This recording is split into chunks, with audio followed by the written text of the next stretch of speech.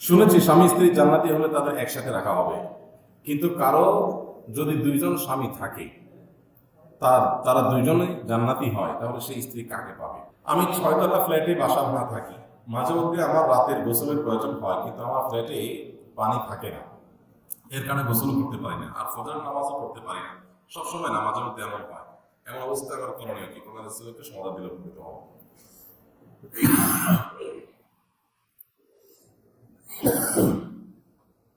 দেখুন,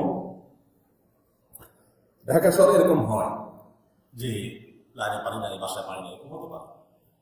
প্রশ্ন হলো, টয়লেটে পানি নেই, আপনার জগে, আপনার বোতলে, আপনার ফিল্টারে, আপনার বাসায় পান করার কোন পানি কি নাই? কি বলেন? পান করার পানি থাকে না? থাকে।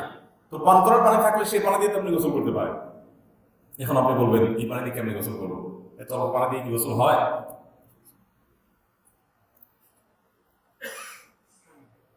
উত্তর হলো হয়।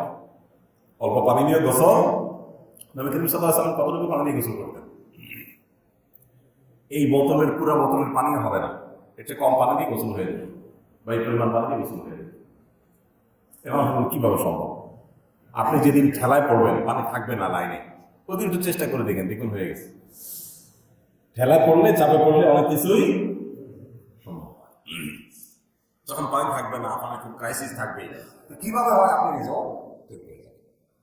নবী সাল্লাল্লাহু আলাইহি ওয়াসাল্লাম যে উযু করতেন, উযু করতে সামান্য একটু পানি লাগতো, আমার তো এক বালতি লাগে। আপনি সামান্য একটু পানি নেন, নিয়ে সুন্দর করে ডলেন, আবার অল্প একটু নেন, নিয়ে আবার সুন্দর করে ডলেন, 3বার ভালো করে ডলেন, দেখবেন হয়ে গেছে। আপনি ট্রাই করে দেখেন। গোসলের ক্ষেত্রে একই কথা। আপনি একটা বোতল পানি যদি আপনার বাসায় থাকে, সেখান থেকে আপনি 1 কোষ পানি নেন, বা অল্প একটু পানি মাথা দেন, দিয়ে ডলেন ভালো করে, আবার একটু দেন ডলেন, এরপর একটু এখানে দেন, দিয়ে ডলতে থাকেন। এভাবে যদি করেন, দেখবেন 1 বোতল দিয়ে গোসল হয়ে গেছে। সুন্দর বোতল। যদি 1 বোতল না হয়, 1.5 বোতল লাগবে বড় বোতল। তাহলে এই অজুহাতে ফজর নামাজ না পড়া বা তায়াম্মুম করার সুযোগ নেই যে আমার বাসায় লাইনে পানি নাই। প্রথম যেদিন এরকম ঘটবে, সেদিন তো আপনি ওই যে জগের পানি, বোতলে পানি দিয়ে আপনি সারতে পারেন। এখন হতে পারে যে লাইনেও পানি নাই, আর আপনি এমন কপাল পড়া যে আপনার জগ টগ সব পানি শেষ করে রয়েছে, কোথাও পানি নেই। হতে পারে।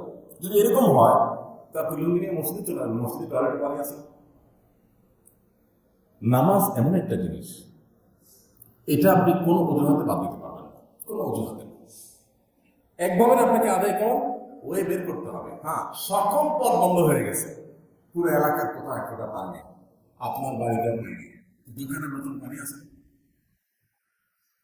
আপনি বলবেন না দোকান খোলা নাই, তো দোকানদারে আপনি উঠানোর সুযোগ আছে না? নেই, মহল্লায় থাকে, বলবো অপশন খোলা থাকে।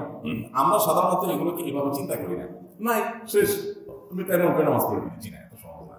নামাজের বিষয়টা এরকম সহজ, অনেক ক্ষেত্রে এরকম সহজ, কিন্তু নামাজের বিষয়টা হলো যে আপনার সব রাস্তা বন্ধ হয়ে গেছে, কোনো দোকান নাই, কোথাও কোনো পানি নাই, একেবারে হাহাকার মরুভূমি হয়ে গেছে, খারাপ পানি খেয়ে ফেললে পরে আপনি মারা যাবেন, আপনি পিপাসা, এরকম হয়ে গেছে। কিন্তু আপনার অপশন নম্বর 1, 2, 3, 4 সবগুলো বন্ধ হয়ে গেছে, তখন আপনার জন্য একটা দাঁড়ায়। শুনেছি স্বামী স্ত্রী জান্নাতি হলে তাদের একসাথে রাখা হবে, কিন্তু কারো যদি দুইজন স্বামী থাকে তারা দুইজনে জান্নাতি হয়, তাহলে সেই স্ত্রী কাকে পাবে? হতে পারে কোনো মহিলার এক স্বামীর সাথে বিয়ে হয়েছে, তিনি মারা গেছেন, তিনি আরেক জায়গায় বিয়ে হয়েছে, তার 2জন স্বামী হয়েছে, 2জন কেন 3জনও হতে পারে, 4জনও হতে পারে, এইভাবে। এখন প্রশ্ন হলো, স্বামী স্ত্রী জান্নাতে একসাথে থাকবে, এই মহিলা কার ভাগে পড়বে?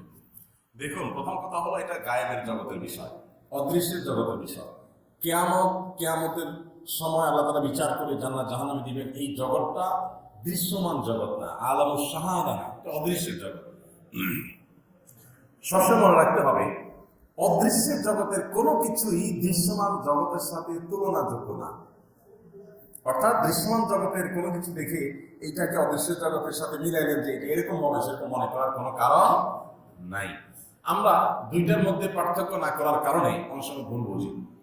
গতকালকের আদারে পরশু একজনের প্রশ্ন দিয়েছেন যে এক বাবা তার ছেলে মেয়েদেরকে বলতেছেন যে আমি আমার জমি জমা এগুলো ভাগযোগ করে দিয়ে যাব না, যদিও মৃত্যুর আগে আমরা ভাগযোগ করার নিয়ম নেই, ভাগযোগ মূলত মৃত্যুর পরেই হবে, তসরুফ হওয়ার ভয় থাকবে বাবা আগে থেকে উদ্যোগ নিতে পারে।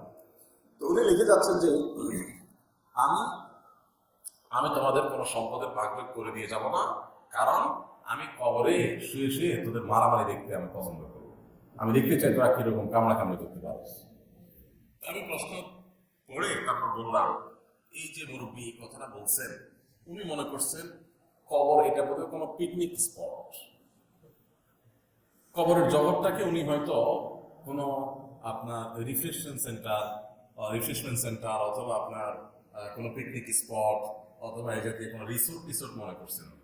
এই জন্য উনি ওখানে বসে বসে ফুর্তি দেখবেন। উনি নিজে গুরুজের পিছনে যে দৌড়ে করে থাকবেন কিনা সে আশঙ্কা যে জোরালোভাবে আছে, এই সম্পর্কে ধারণা না থাকার কারণে এরকম অজ্ঞতাসূলক মন্তব্য তিনি করেছেন।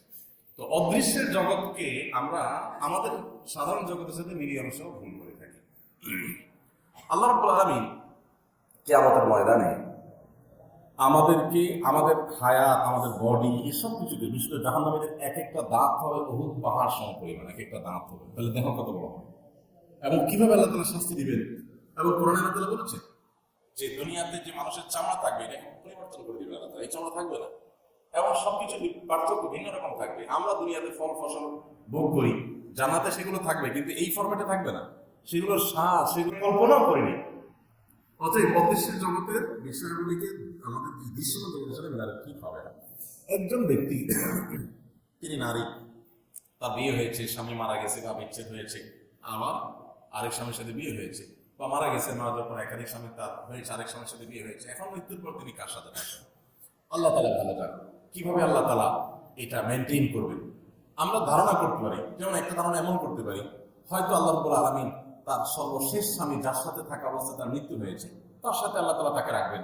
এখন প্রশ্ন হলো, মহিলা বলবে আমি তো আমার আগের স্বামীটাকে অনেক ভালোবাসতাম, সে মারা গেছে, আমি তার সাথে থাকতে চাই, তাহলে আল্লাহ আমাকে এর সাথে রাখলে আমার তো ভালো লাগবে না, আমি কি করবো? উত্তর হলো, আল্লাহ সুবহানাহু ওয়া তাআলা হয়তো আপনার অন্তর থেকে, আপনার প্রোফাইল থেকে আগের স্বামী ডিলিট করে দিবেন। হয়তো আপনার ওইরকম কোনো মানুষের ধারণা আপনার প্রোফাইলে থাকবে না।